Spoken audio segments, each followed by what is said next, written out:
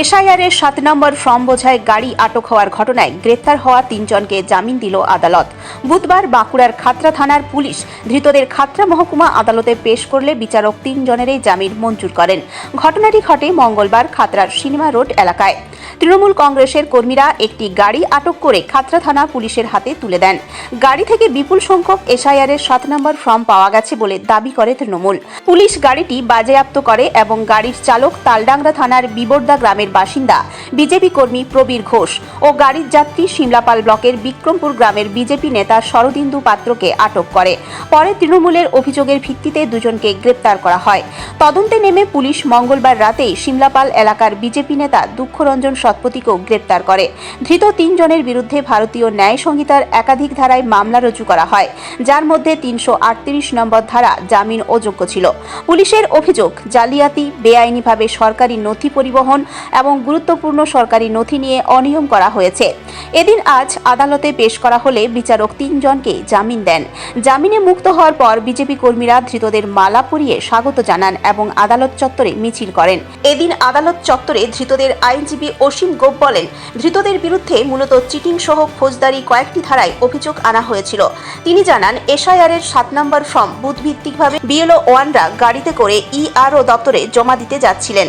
Voter তালিকা সংক্রান্ত আপত্তির সেই ফর্ম জমা দেওয়ার পথেই একটি রাজনৈতিক দল প্রভাব খাটিয়ে মারধর করে পুলিশে তুলে দেয় এবং রাজনৈতিক উদ্দেশ্যে মিথ্যে মামলা সাজানো হয়। আদালত সমস্ত দিক খতিয়ে দেখে বিষয়টি বুঝে ধৃতদের জামিনে মুক্তি দেয়। আইনজীবীর দাবি, সম্পূর্ণ রাজনৈতিক প্রতিহিংসার জেরে নির্দোষ ব্যক্তিদের ফাঁসানো হয়েছে। এই ঘটনাকে ঘিরে গতকাল মুখ্যমন্ত্রীর সাংবাদিক বৈঠকের পর থেকেই রাজ্য জুড়ে রাজনৈতিক চাপানোত্তর শুরু হয়েছে, যা আজও চলছে। বিজেপির দাবি, রাজনৈতিক উদ্দেশ্যে তাদের নেতাকর্মীদের মিথ্যা মামলায় ফাঁসানো হয়েছে এবং বিষয়টি বুঝেই আদালত জামিন দিয়েছে। তারা জানিয়েছে, বাজেয়াপ্ত করা গাড়ি ও ফর্ম ফেরত পেতে আগামী দিনে আদালতে আবেদন করা হবে। অন্যদিকে তৃণমূল কংগ্রেসের বক্তব্য, জামিন পাওয়া মানে অভিযোগ মিথ্যা প্রমাণিত হওয়া নয়। ঘটনার তদন্ত চলছে এবং তদন্তে কি তথ্য সামনে আসে সেদিকেই এখন নজর সকলের। এদের বিরুদ্ধে মূলত চিটিং, ফৌজদারি বেশ কয়েকটি ধারাতে এদেরকে বিরুদ্ধে অভিযোগ করেছে। কেন? এরা ফর্ম 7টা প্রতিটা বুথে বুথে বিএলও 2রা আসছিলেন আর বিএলও 1 গাড়িতে করে নিয়ে আসছিলেন। সে প্রতি বুথে বুথে যে ফর্মগুলো, যেগুলো অবজেকশনগুলো আছে, সেগুলো ইয়ারওকে জমা করার জন্য আসছিল।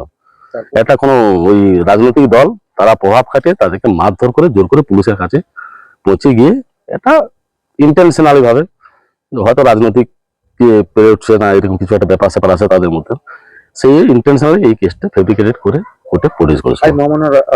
মহামান্য আদালতকে টোটাল ফ্যাক্টটা জানলেন, বুঝলেন, বোঝার পর তাদেরকে জামিনে মুক্ত করলেন। এরা টোটাল ইনোসেন্ট। যাই হোক, রাজনৈতিক প্রতিহিংসার জন্য এদেরকে এইভাবে চক্রান্ত করে ফাঁসিয়েছে।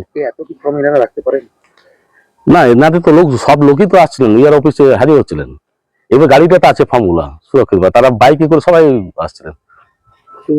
হ্যাঁ, সেটা ইলেকশন কমিশনার ম্যাটার হতো।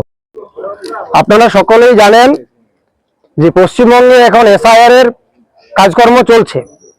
15 তারিখ পর্যন্ত সময় নির্দিষ্ট করা আছে। এই 15 তারিখের মধ্যে আপনার যে সমস্ত ব্যক্তি সম্পর্কে কোনো অভিযোগ থাকবে তা আপনি ফর্ম 7 ভরে ইআরওর কাছে, অর্থাৎ এসডিও অফিসে ইআরওর কাছে আপনাকে জমা করতে হবে।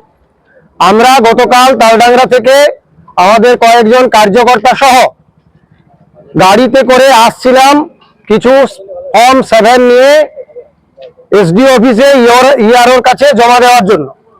আমরা যখন এই চৌমাথার মোড়টা পেরিয়ে যাই, আমাদের গাড়িটা বাম দিকে ঘুরিয়ে দেওয়া হয় এবং যখন গুরুসভার মঞ্চের কাছে পৌঁছাই তখন 30-40 জন দুষ্কৃতী গাড়িতে চাপড়াচাপড়ি করে আমাদের 2 কার্যকর্তার গায়েও হাত দেয়। ঠিক আছে, তারা আমাকে টেনে নিয়ে চলে যায়। ঠিক আছে, এবং আমাদের গাড়িতে থাকা জিনিসপত্র তারা টেনে নিয়ে চলে যায়। যেটা একটা সার্বজনীন প্রক্রিয়া, সেই প্রক্রিয়ার অংশ হিসাবে আমরা মাননীয় এসডিওর যে অফিস, সেই অফিসে তার আধিকারিকের কাছে আমরা ফর্ম জমা করতে যাচ্ছিলাম। এই আমাদের অপরাধ।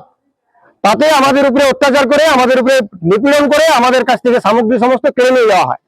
ঠিক আছে, এবং পরবর্তী সময়ে থানায় সেগুলো সিজ হয় এবং আমাদের নামে নন বেলেবল ধারায় আমাদের নামে কেস করা হয়। ঠিক আছে, আমাদের মোবাইল, আমাদের গাড়ি, ঠিক আছে, সমস্ত কিছু থানায় বাজেয়াপ্ত হয়। আজকে আমরা মহামান্য এসিজিএম এর আদালতে আমাদেরকে পেশ করা হয়েছিল। আমরা সেখানে 27 তারিখ পর্যন্ত অন্তর্বর্তীকালীন জামিন পেয়েছি। ঠিক আছে, আমরা খুব খুশি। আমরা খুশি। আমরা জনগণের জন্য, জনগণের পক্ষে ছিলাম, আছি, থাকবো। আমার নাম শরদিন্দু পাত্র, আমি অফিস সেক্রেটারি ভারতীয় জনতা পার্টি তালডাংরা মন্ডল।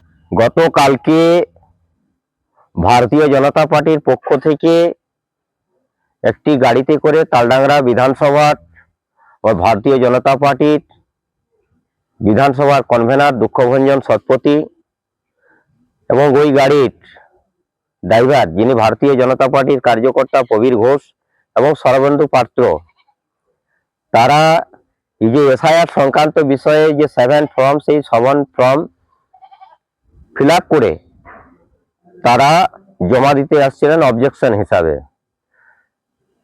যখন তারা আসছিলেন খাতড়া কমলা সিনেমা হলের কাছে, তৃণমূলের আশ্রিত কিছু গুন্ডা বাহিনী তাদেরকে আটক করার পরে তাদের কাছ থেকে সেই সমস্ত ফর্মগুলো ছিনিয়ে নেয় এবং ভারতীয় জনতা পার্টির কিছু মূল্যবান কাগজপত্র ছিল সেগুলিকেও ছিনিয়ে নেয়। পকেটে কিছু টাকা ছিল সেগুলোও ছিনতাই করে এবং ধারালো অস্ত্র, আগ্নেয়াস্ত্র উঁচিয়ে তাদেরকে জোরপূর্বক আর থানাতে নিয়ে গেছে। প্রথম দিকে আমরা বুঝতে পারিনি যে কোথায় নিয়ে গেছে, পরবর্তী সময়ে খবর পাই যে জোরপূর্বক ওই তৃণমূলের আশ্রিত গুন্ডা বাহিনী যে থানায় তাদেরকে নিয়ে গেছে। এখানে পুলিশের ভূমিকা কি, আর তৃণমূল কংগ্রেসের যে আশ্রিত গুন্ডা বাহিনী তাদের ভূমিকা কি, আর পুলিশ কি করছে? আজকে এই পরিস্থিতিতে আমরা দেখলাম যে তাদেরকে গ্রেপ্তার করা হয়। কোথার থেকে গ্রেপ্তার করেছে সেই বিষয়ে কিছু আমি বলছি না, কিন্তু তাদেরকে গ্রেপ্তার করে আজকে মহামান্য খাতড়া এসিজিএম হুজুর আদালতে নিয়ে আসেন। মহামান্য লাডের এসিজিএম হুজুর আদালত তাদেরকে জামিনে মঞ্জুর করেছে। বাঁকুড়া জেলার খাতড়ায় 7 নম্বর যে ফর্ম জমা হয়েছিল, 10 জনের বেশি ফর্ম ফিল আপ করতে পারে না বিএলএরা, কিন্তু এই যে ব্যাপক হারে হাজার হাজার ফর্ম জমা করছিল তার জন্য আটক করেছিল খাতড়া থানা। তাদেরকে কোর্টে পাঠানো হয়েছিল, কোর্ট তাদেরকে জামিন দিয়েছে। এটা discretionary power of the court. Court জামিন দিতেও পারে, জামিন নাও দিতে পারে। কোর্ট জামিন দেওয়া মানে এই নয় যে তারা এই কেস থেকে খালাস হয়ে গেল। এটা তদন্ত হবে। একজন মানুষ যে থাকে এলাকায়, তাকে আই এম নট ইন্ডিয়ান, আমি ভারতীয় নই, এই যারা টিকমার্ক দিয়েছে, এরা যে অন্যায় গর্হিতকর কাজ করেছে এটা পুলিশকে তদন্ত করতে হবে। পুলিশ তদন্ত করার পর তারপর এটা বিচার হবে। Thank you.